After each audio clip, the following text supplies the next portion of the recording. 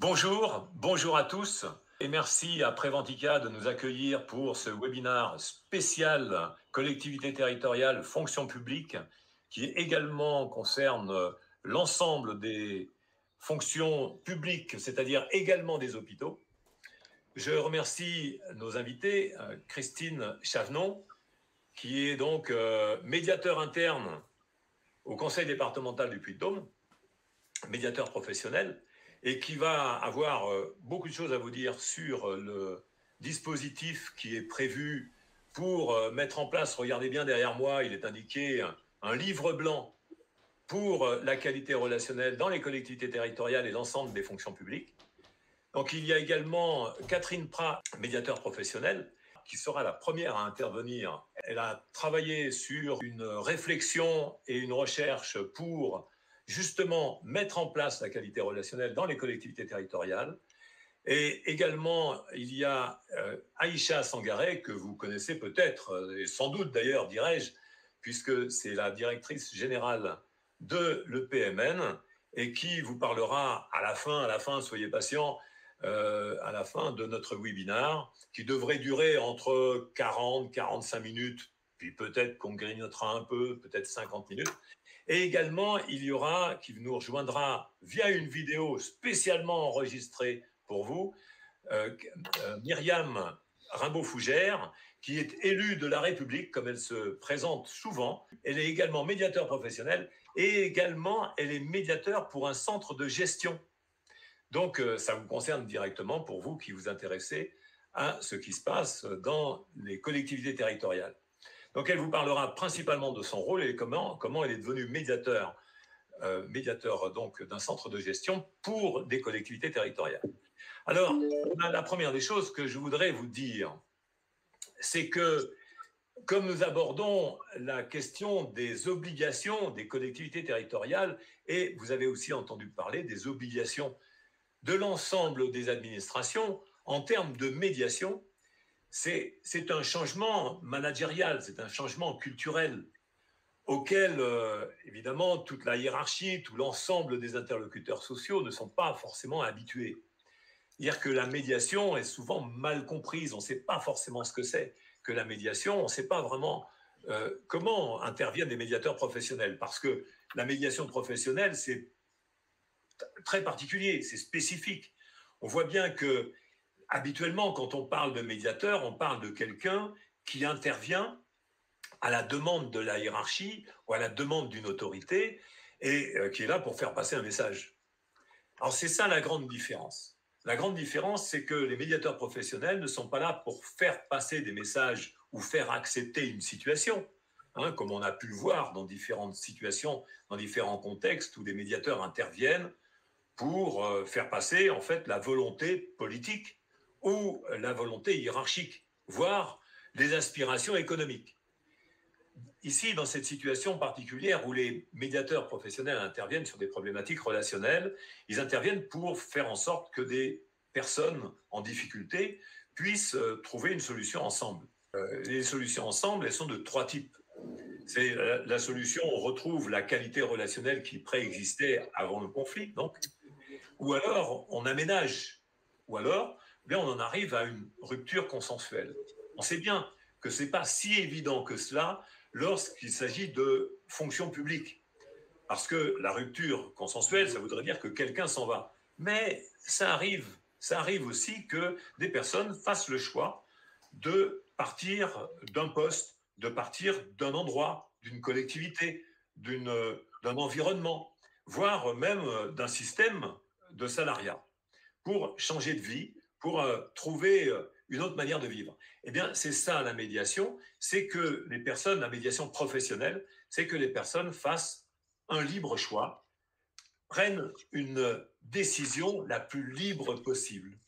Et c'est cette difficulté auquel vous êtes sans doute confrontés que nous vous proposons de prospecter. Alors, cette prospection, on vous propose de la faire déjà en se disant, mais quand il y a des situations dramatiques, est-ce qu'il est possible d'intervenir? On a vu qu'il y a des obligations maintenant légales, je disais ça tout à l'heure, des obligations légales qui concernent les collectivités territoriales. Et c'est l'une de ces obligations légales que je vous propose d'écouter avec Catherine Prat, qui a piloté une proposition pour une collectivité dans la perspective de répondre à cette obligation légale. Catherine, tu peux nous en dire un peu plus? C'est très utile, très pratique. Catherine, tu as la parole. Bonjour à tous et puis merci d'être présents à ce webinaire. Donc, comme l'a dit Jean-Louis, au niveau des collectivités territoriales, j'ai été contactée donc par une grande métropole qui a souhaité effectivement qui nous a sollicité pour mettre en place et pour répondre donc à toutes les obligations légales et notamment du fameux décret sur le harcèlement moral, sexuel et puis les signalements de violence au travail, la prévention des risques aussi, et puis tout ce qui était sexisme et discrimination. Tous ces textes, ça répond aussi à toutes les obligations légales, pas forcément qu'à ce décret, mais à d'autres demandes et à d'autres obligations auxquelles doivent se soumettre les collectivités territoriales.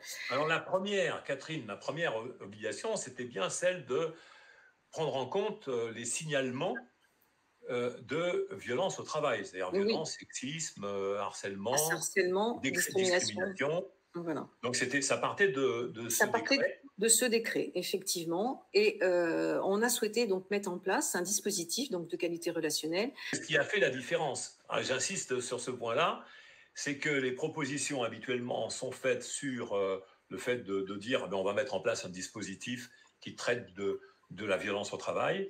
Et nous, notre particularité, ça a été de répondre en termes managériels, parce que communiquer en interne dans une entreprise en disant on a en place un dispositif sur la misère, des relations humaines, les agressions, la discrimination, le sexisme, c'est pas quelque chose de très positif pour l'image de l'entreprise.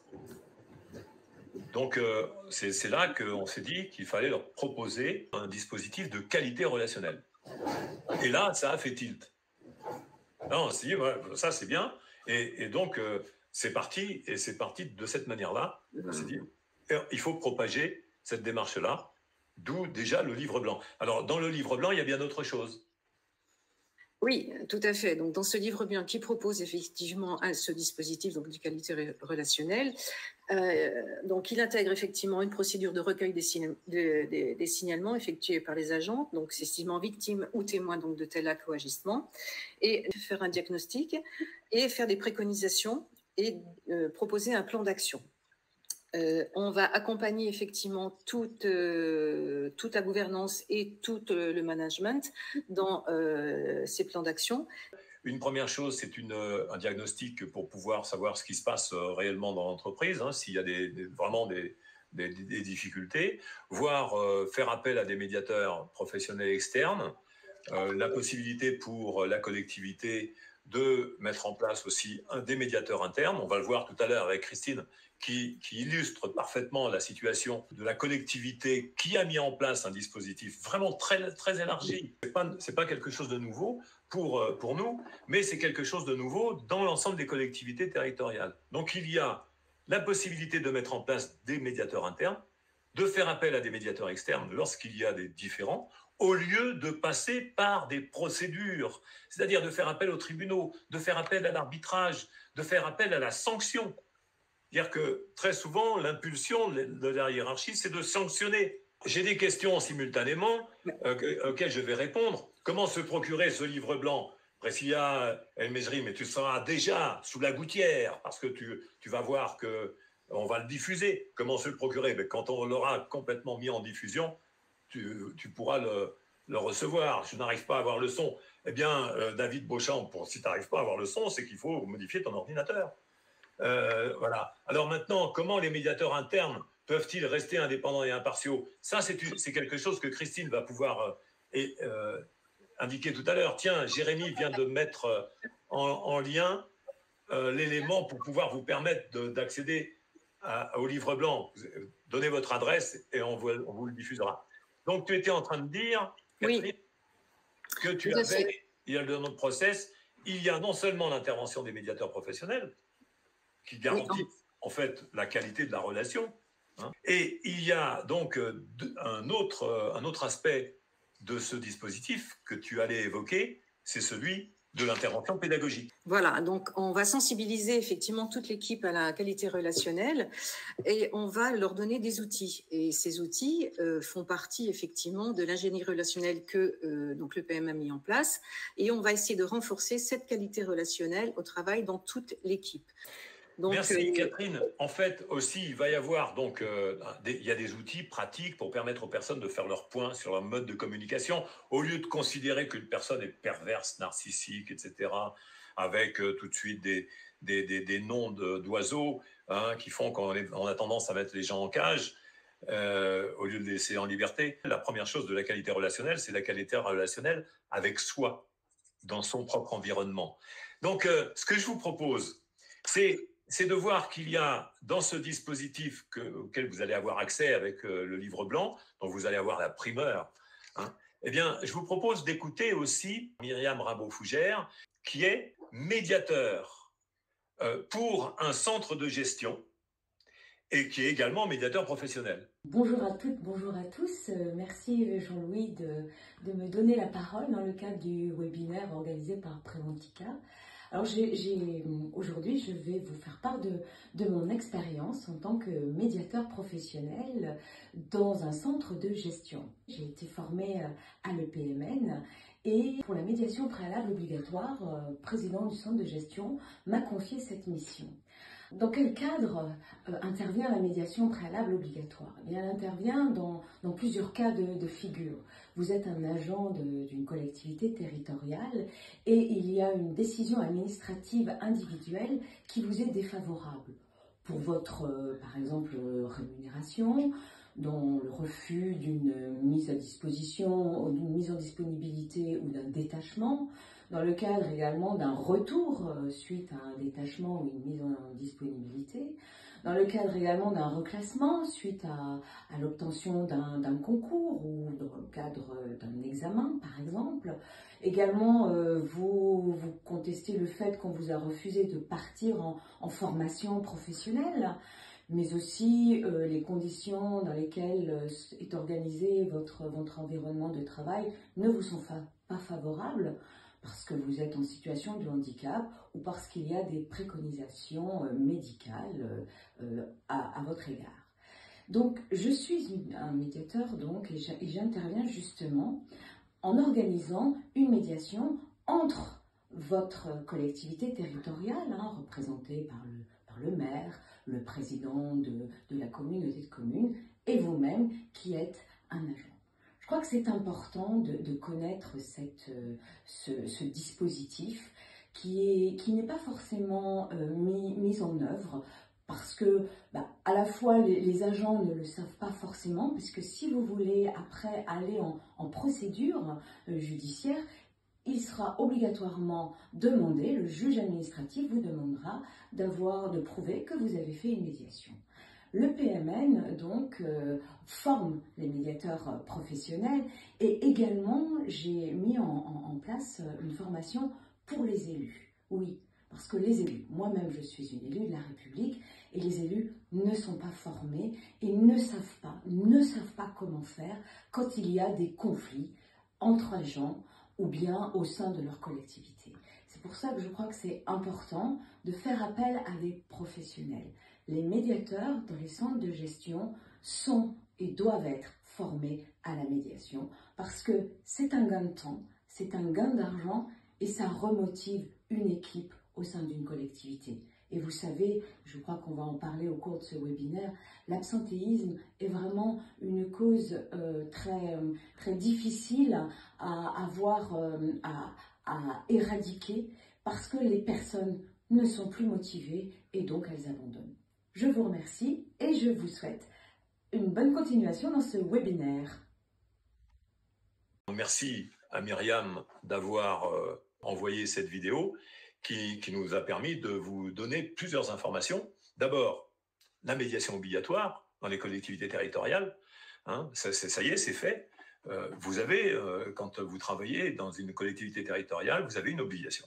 S'il y a un conflit, au lieu d'aller directement devant le tribunal administratif, eh bien, passez par la case médiation. Là, passer par la case médiation, je vous ai dit, hein, ça semble obligatoire. Alors, j'ai été l'un des premiers défenseurs de cette idée-là, alors que tout le monde levait le bouclier en disant « Mais non, c'est pas possible, on peut pas mettre en place une médiation obligatoire. C'est vraiment contre-productif », disaient les gens de l'Institut catholique de l'IFOMEN. C'est contre-productif, disaient les gens du CMAP.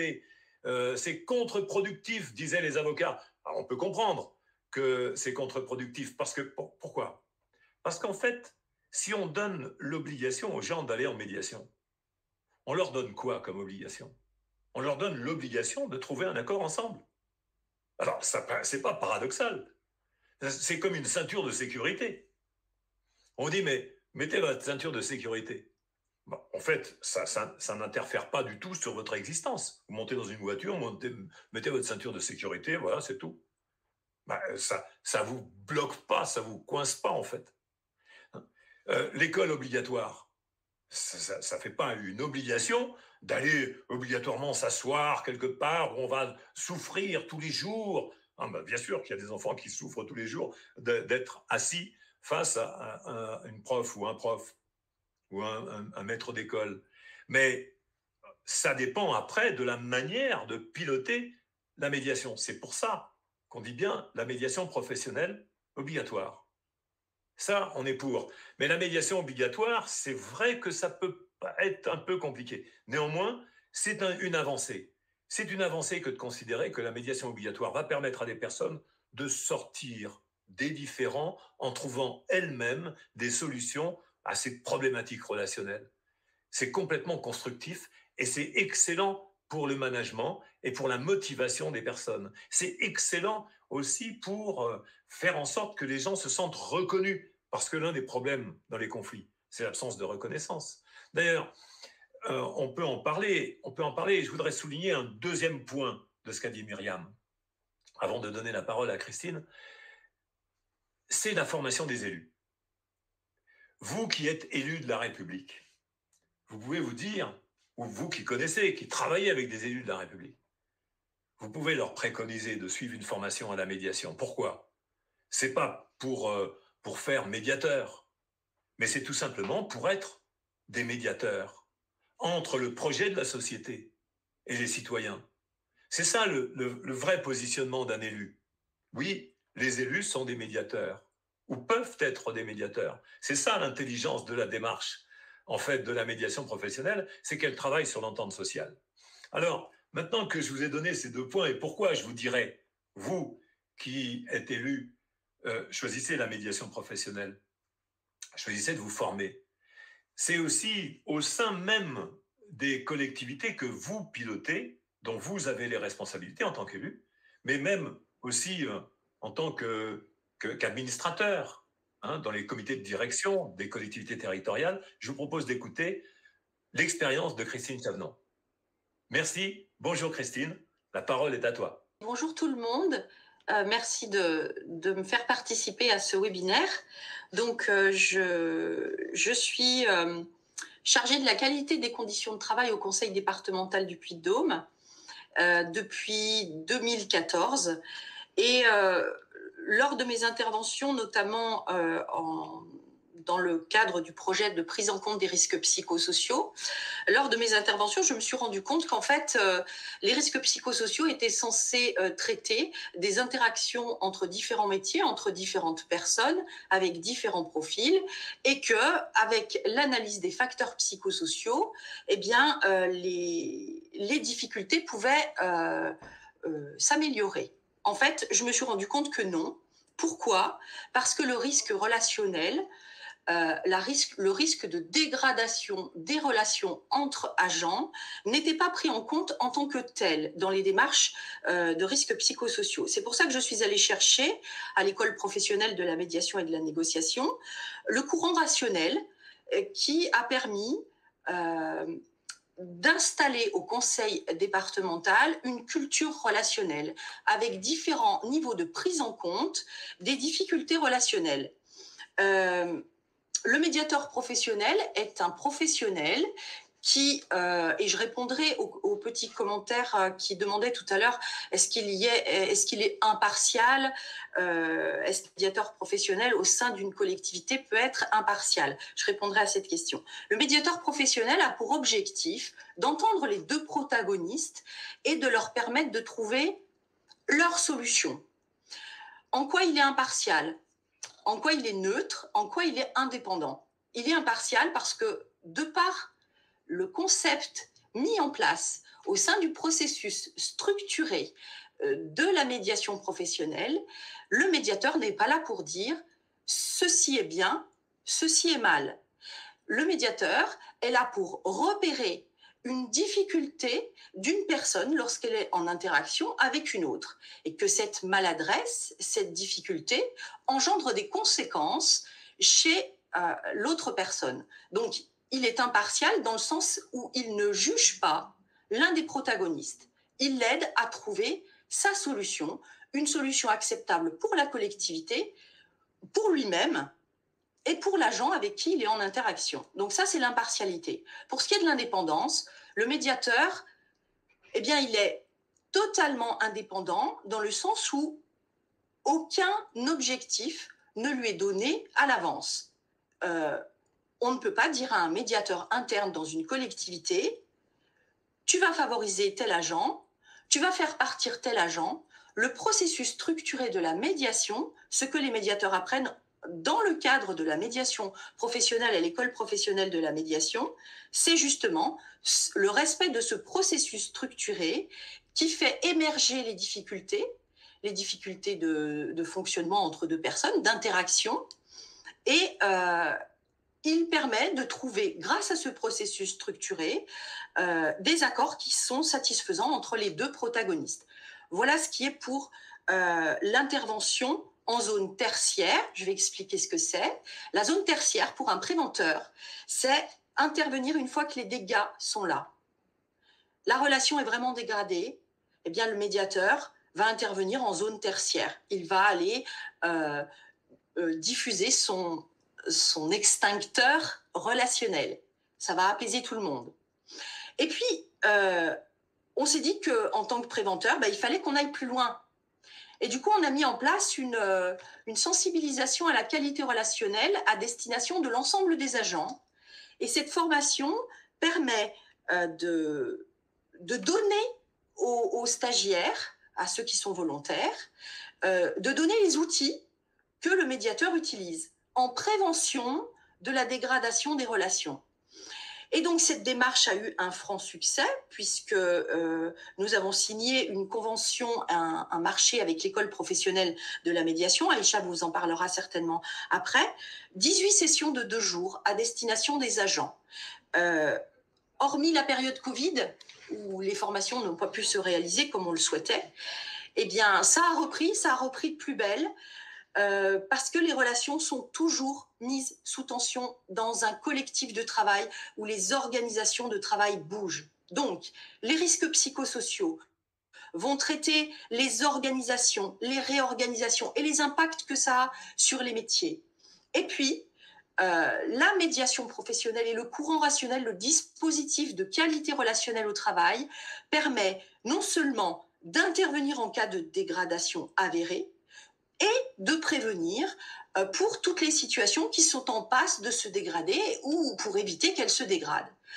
Voilà ce qui s'est organisé au conseil départemental, sachant que je fais partie d'une équipe pluridisciplinaire de la DRH, une équipe qui est composée du médecin de prévention, de l'infirmière de prévention, de l'assistant social du personnel, de toutes les équipes chargées d'accompagnement, moi-même en tant que médiateur professionnel, de toutes les équipes de prévention des risques professionnels, et que nous respectons le pan de chacun a sa plus-value, et il est dommage pour moi en tant que préventeur de constater que dans les collectivités territoriales, une place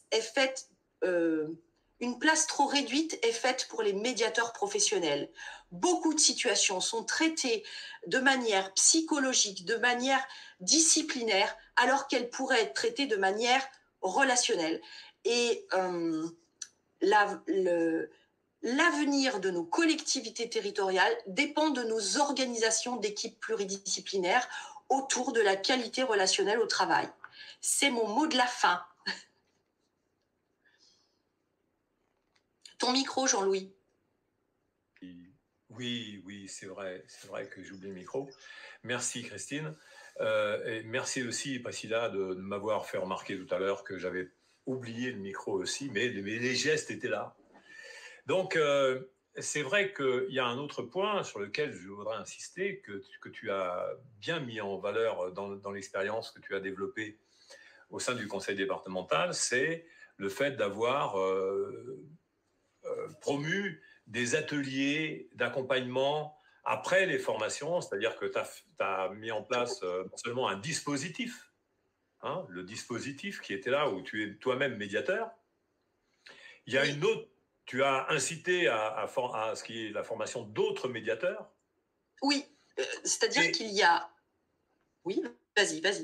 Vas-y, non, mais je t'en prie.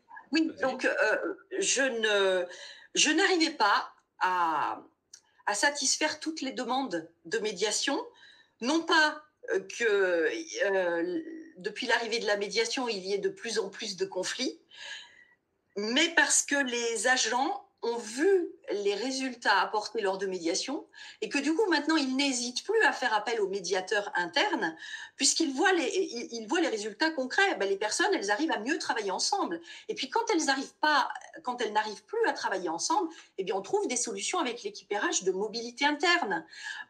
Ça permet de réduire l'absentéisme. Donc le médiateur interne, l'action de médiation interne avait eu un tel succès que nous avons nommé en interne un second médiateur interne à la DRH pour me permettre de répondre aux demandes qui étaient de plus en plus importantes. Donc ça, c'est une chose. Et puis, comme Jean-Louis l'a dit, et je ne voudrais pas déflorer le projet du conseil départemental, donc j'en dirai pas trop avant que les élus ne se soient emparés de cette situation, mais un troisième médiateur interne va être mis à disposition des agents des collèges et du personnel des collèges, du personnel éducatif. Mais ça, on vous en donnera un petit peu plus quand toutes les étapes de formalisation administrative avec des passages en assemblée, etc., seront faites. Mais c'est un très, très beau projet et qui va permettre au conseil départemental d'aller plus loin dans la qualité relationnelle au travail. Ça touche beaucoup de champs d'intervention. Oui, c'est d'ailleurs, là, il y a une vraie participation de ce genre de structure de collectivité territoriale. Il y a une vraie participation à la promotion de la qualité relationnelle, que ce soit justement au sein de la collectivité elle-même, pour les salariés de la collectivité, pour les fonctionnaires, mais également tournée vers le public. C'est ça, l'innovation, elle est là. Et c'est... La collectivité territoriale fonctionne bien si en interne les agents sont satisfaits. Et pour satisfaire ces agents, il faut une équipe pluridisciplinaire qui traite de toutes les difficultés, dont les difficultés relationnelles font partie et sont même la base. Parce qu'une organisation qui est déficiente, forcément, elle va créer des tensions relationnelles. Mais si le relationnel il est solide, forcément, on va arriver à trouver d'autres solutions pour l'organisation de travail. Donc, si on est tourné en interne sur la qualité des conditions de travail des agents, forcément, on aura une fonction publique plus forte. Mais la fonction publique intervient également vis-à-vis de l'extérieur. Et c'est là où il faut qu'on tourne notre regard et qu'on apporte notre expertise de qualité relationnelle à l'extérieur auprès des usagers, auprès des collégiens et auprès d'autres publics qui sont touchés par la fonction publique. C'est là où on peut parler, si on peut parler de révolution de la fonction publique, elle n'est pas forcément de faire des économies, mais plutôt de s'occuper de la qualité de vie des citoyens. Et d'avoir un vrai rôle citoyen, un vrai rôle démocratique sur le fait de transmettre quelque chose et d'entretenir quelque chose qui est la qualité relationnelle. Et là, on bascule vers l'entente sociale. On bascule, ou on y va. Alors, je vois, il y a deux questions. Il y a une question et une réflexion de Samia Angelov et qui me dit, reprenant un propos que j'avais tout à l'heure, il n'y a pas de victime ni d'agresseur en tant que tel, mais un environnement qui amène à ce type de comportement. Qu'en pensez-vous? Eh bien, j'en pense rien. J'en pense rien qu'en fait, non, c'est pas vrai. Je vais le dire encore, hein, parce que il n'y a pas d'environnement pathogène. Hein. C'est faux. Ça, c'est un mythe, c'est une mystification. Et c'est comme si on disait qu'il y avait des contextes qui étaient vraiment des entreprises qui étaient vraiment pourries. Mais si vraiment l'entreprise est pourrie, partez de l'entreprise. Et vous verrez que allez chercher votre bonheur ailleurs. Vous n'êtes pas obligé de rester dans un endroit où vous souffrez. Hein, il faut bien comprendre ça. Et vous avez le temps de chercher, puisque ne prenez pas le temps de vous faire souffrir, prenez le temps de prospecter pour trouver quelque chose ailleurs. Et ça, c'est parce que quand vous n'êtes pas bien quelque part, ben, vous n'avez qu'un tort, c'est celui d'y rester. Trouvez quelqu'un qui va vous accompagner pour pouvoir sortir de l'ornière dans laquelle vous êtes. Il n'y a pas d'environnement pathogène. S'il y a des humains qui sont tellement maladroits qu'ils créent des situations pourries entre eux. La planète n'est pas faite d'environnement pathogène. Hein, on peut dire, ouais, il y a des endroits qui sont vraiment des endroits dangereux, etc. Oui, dangereux quand on ne sait pas y vivre. Il y a des gens qui vivent dans des endroits qu'on peut considérer comme très dangereux. Enfin, je ne vous dis pas quand même d'aller sous les bombes des uns et des autres. Là, c'est parce qu'il y a quand même des fous qui sont là pour pouvoir les faire tirer. Hein. Ça, c'est pas tous les humains qui sont ça. Là, on pourrait dire qu'il y a un environnement dangereux, hein, morbide et mortifère. Mais des entreprises avec des environnements pathogènes, non, non. Et dans tout état de cause, si vous n'êtes pas bien quelque part, eh bien, donnez-vous l'autorisation de partir. Et il faut rechercher. Et ne me dites pas que c'est pas possible. Parce que non seulement j'en ai l'expérience, mais plein de personnes en ont l'expérience. Et ce ne sont que la limite de votre imagination qui peut vous empêcher de faire ces choix de liberté.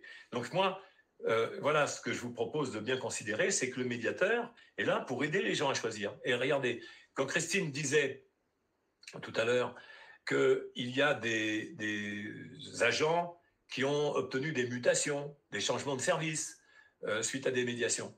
Mais l'environnement dans lequel ces personnes se trouvaient pouvait être considéré comme pathogène par ces personnes parce que, tout simplement, elles n'y étaient pas bien. Alors, c'est comment je fais pour pouvoir être accompagné et changer. Alors, voilà, ça c'était ma réponse pour... Est-ce que je peux juste compléter, Jean-Louis, ce que tu viens de dire? Parce que c'est une question qu'on me pose souvent. Je suis dans un service pathogène. Donc, effectivement, Jean-Louis a raison. De subir, faut arrêter de subir.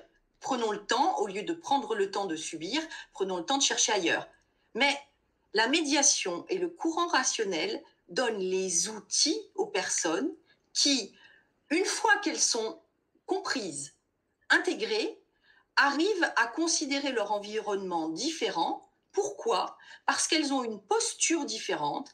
Elles n'acceptent plus des choses qu'avant elles acceptaient et qui étaient inacceptables et qui les mettaient dans une situation d'être pathogène pour eux et de développer des symptômes psychosomatiques. Donc effectivement, le courant rationnel nous aide à avoir notre liberté de partir, mais également de pouvoir résister à ce type d'environnement qui ne nous convient pas. Pourquoi?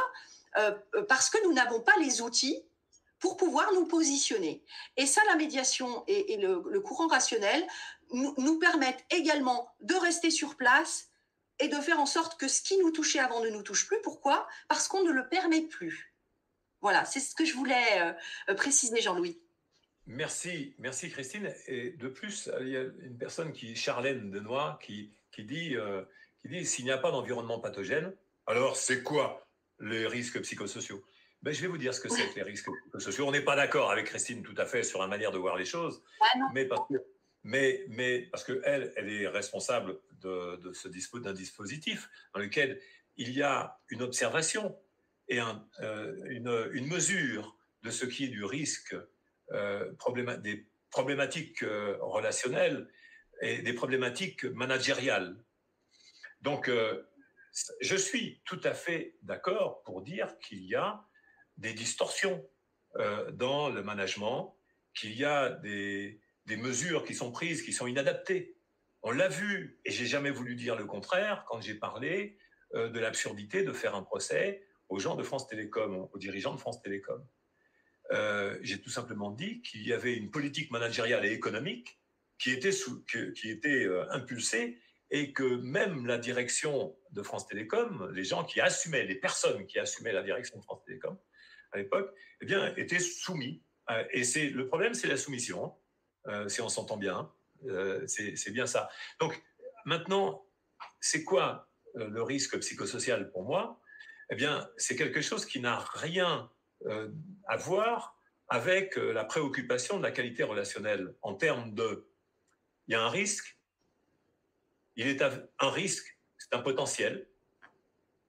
Et si on promeut dans une entreprise la problématique du risque, uniquement la problématique du risque, sans la recherche de la qualité relationnelle, alors on promeut dans une entreprise un environnement de crainte, de peur, de stress.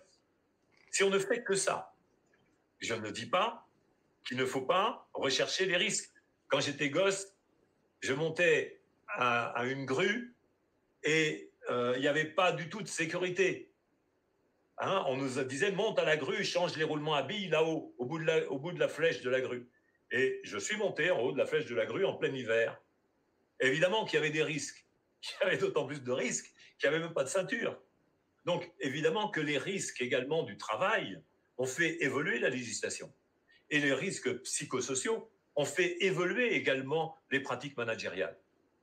Mais, je le dis, ce n'est pas suffisant. Il faut également promouvoir la qualité relationnelle, parce que c'est ça, c'est cette culture de la qualité relationnelle qui donne le vrai référentiel au quotidien. C'est ce que je vous répondrai, Charlène. C'est quoi le RPS? Eh bien, c'est un instrument de mesure, de prévention, mais ce n'est pas un instrument qui donne une culture de la relation au quotidien. Hein, c'est bien ça. Alors, peut-être qu'on s'est retrouvé un petit peu avec Christine. Alors, je vois, bonjour, la médiation peut aussi masquer, comme vous le dites très bien, la misère relationnelle. La médiation, évidemment, il y a différents types de médiation. Je ne vais pas revenir et je vous dirai, regardez médiateur.tv, tous les mercredis à 12h30 jusqu'à 13h30, il y a une émission où on ne parle que de ça. Et ce mercredi, demain, on va parler du processus de la médiation professionnelle. Et vous verrez que ce n'est pas un processus qui cache la misère. Hein, c'est comme le disait Christine, c'est bien un processus qui a pour but d'aider les personnes à réfléchir, à se positionner et à choisir librement. Donc, ce n'est pas un processus qui gère les conflits, c'est un processus qui vise à les résoudre et à aboutir à la liberté de décision. Christine, tu veux dire autre chose? Je vois que tu bouges. Non, c'est très juste ce que tu dis par rapport aux risques psychosociaux. C'est un instrument de mesure qui est fait dans notre jargon des médiateurs par rapport au JTE. Il y a des difficultés d'ordre juridique, il y a des difficultés d'ordre technique. Moi, je dis, en tant que médiateur et préventeur, d'ordre organisationnel avec l'interaction de différents métiers. Et puis, il y a les difficultés d'ordre émotionnel qui viennent de la relation qui est dégradée. Et du coup, la pluridisciplinarité par rapport à les risques psychosociaux qui traitent d'un pan et la médiation professionnelle et la qualité relationnelle au travail qui traitent d'un autre pan, à ce moment-là, on fait un 360 autour de l'individu, au niveau de l'organisation du travail, mais également au niveau de ses interactions avec les autres. Et c'est complémentaire. On ne peut pas dire que les risques psychosociaux traitent des difficultés relationnelles. C'est faux.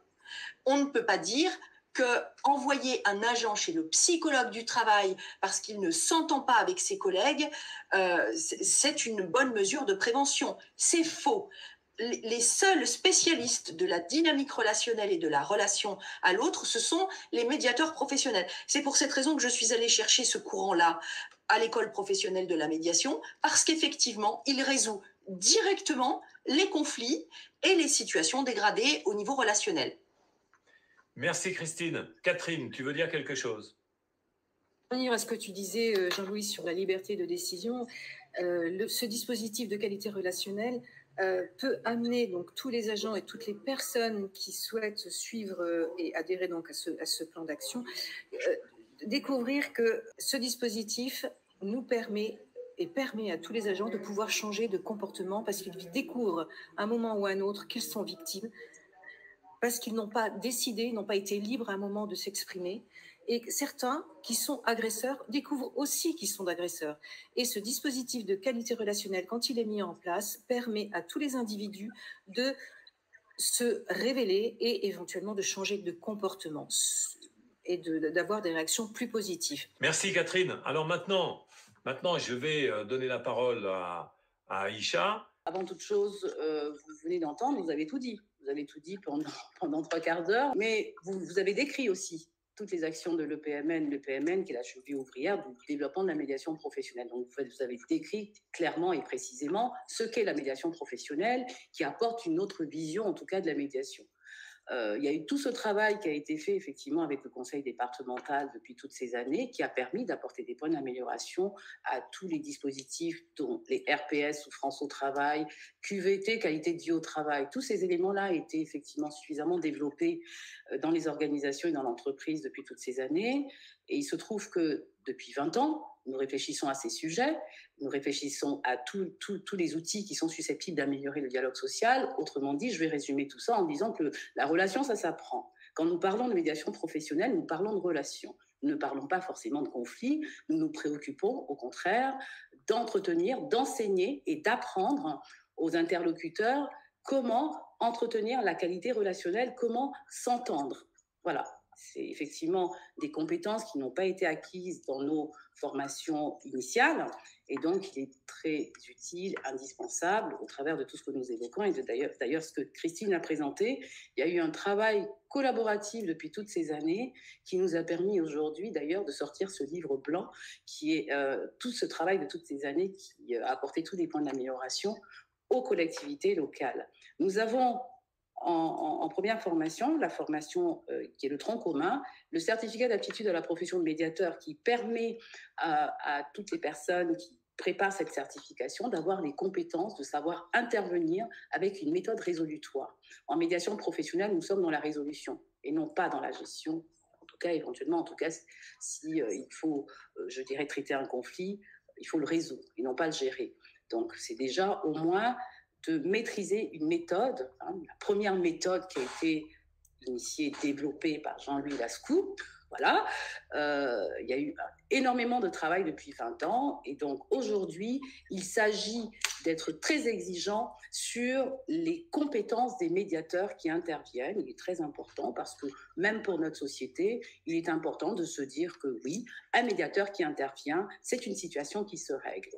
Et tous les médiateurs doivent avoir cette exigence de pouvoir, je dirais, non seulement entretenir leurs connaissances en permanence, c'est de la formation continue, un médiateur doit se former en permanence, tout comme dans d'autres professions. La médiation professionnelle, c'est une discipline à part entière. Elle est là aujourd'hui et effectivement, elle répond aux problématiques qui se présentent à nous dans la mesure où il se trouve que nous avons développé cette discipline qui traite tout de suite et directement du changement. Et donc, il y a le CAPEM, mais ensuite, très rapidement, la formation qualité relationnelle qui a été évoquée par Christine et Catherine d'ailleurs, qui aujourd'hui est vraiment, je dirais, cette formation qui s'organise en 3 jours. Il y a du e-learning qui permet aux participants d'interagir ensuite en dehors du présentiel pour pouvoir maîtriser tous les fondamentaux de la qualité relationnelle. C'est impératif. Ce sont les fondamentaux qui doivent être mis en place dans toutes les organisations et encore plus aujourd'hui dans les collectivités locales, dans toutes les organisations de la fonction publique. Parce qu'il est évident que nous avons eu une situation que personne n'ignore, une crise sanitaire, nous sommes encore dans cette phase, dans du changement. Eh bien, effectivement, le PMN a déjà réfléchi à un certain nombre de solutions, d'outils pour pouvoir répondre aux problématiques que nous rencontrons aujourd'hui dans les organisations. Donc, la formation qualité relationnelle qui est de 3 jours existe, elle est dispensée pour tous les publics et nous en avons fait une spécialisation pour justement accompagner précisément les élus dans les collectivités locales. Et ce qui est intéressant, c'est que je pense qu'on a fortement inspiré quand même la dernière loi sur la médiation préalable obligatoire, puisque nous avions déjà, et le PMN en général intervient sur des dispositifs, les met en place, et puis très souvent, après, on a une législation qui accompagne, parce que effectivement, c'est une solution. La médiation préalable obligatoire, elle était déjà mise en pratique par le PMN dans les organisations. Et aujourd'hui, oui, c'est intéressant de voir qu'on se préoccupe aussi, quand on parle de médiation, des salariés qui sont dans les organisations, et non pas forcément pour des relations avec la relation externe de l'organisation avec les clients, les fournisseurs, les partenaires extérieurs. Voilà, donc la formation qualité relationnelle, c'est, je dirais, transformer, qui va se transformer, le DQR d'ailleurs, qui fait partie du livre blanc, qui va pouvoir accompagner les élus, avec une formation spécifique qui a été mise en place aussi avec Myriam Fougère, qui est donc une ancienne élue, ancienne maire, mais toujours élue, conseillère régionale aussi. Et donc, nous avons travaillé pour réfléchir à des formations qui soient spécifiques pour accompagner le public des élus, dans la mesure où la relation aux citoyens relève de la responsabilité des élus.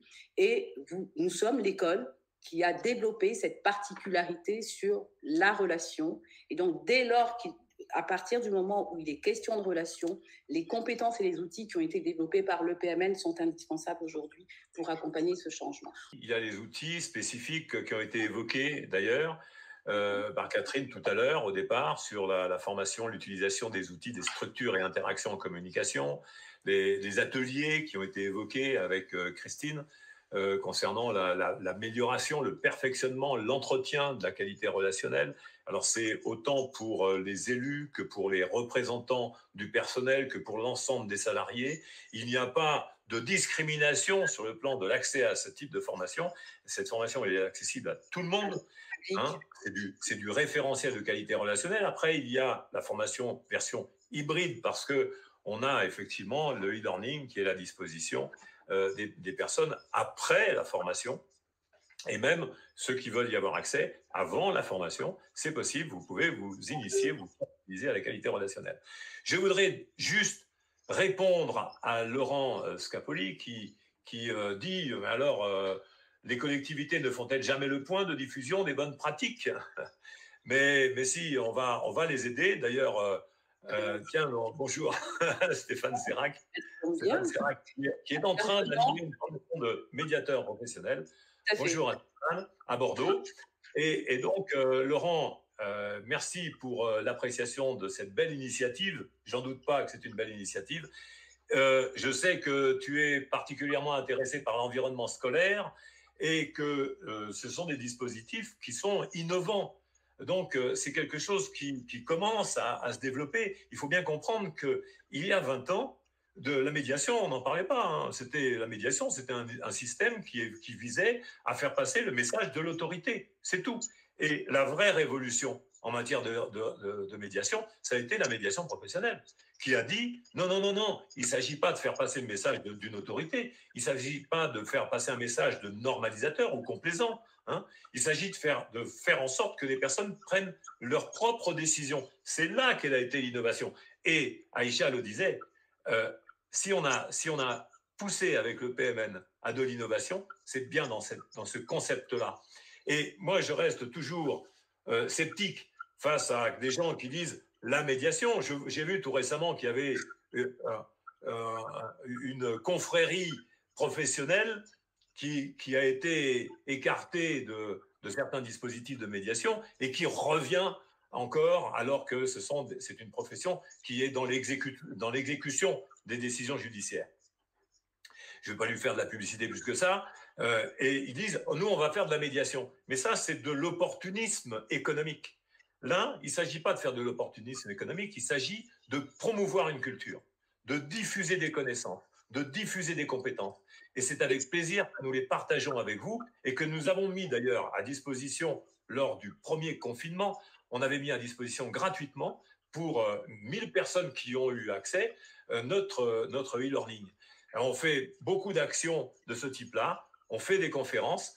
Tous les mercredis, on vous donne rendez-vous sur mediator.tv, qui est notre chaîne YouTube, pour diffuser les connaissances et les compétences en médiation professionnelle, en ingénierie relationnelle, en qualité relationnelle. Merci à Préventica pour ce webinaire. Merci à Christine, à Catherine, à Aïcha et à Myriam. Merci à vous d'être venus.